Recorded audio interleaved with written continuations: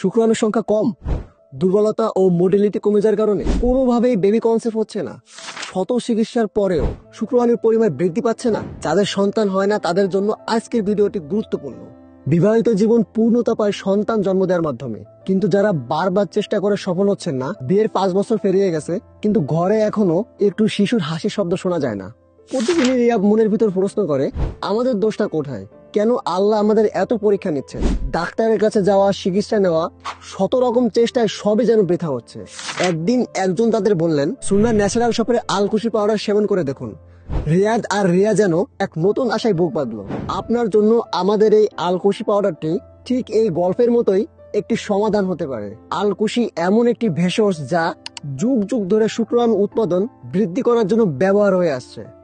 আমাদের আলকুশি পাউডার ওই সকল দম্পতির আলোর আশা।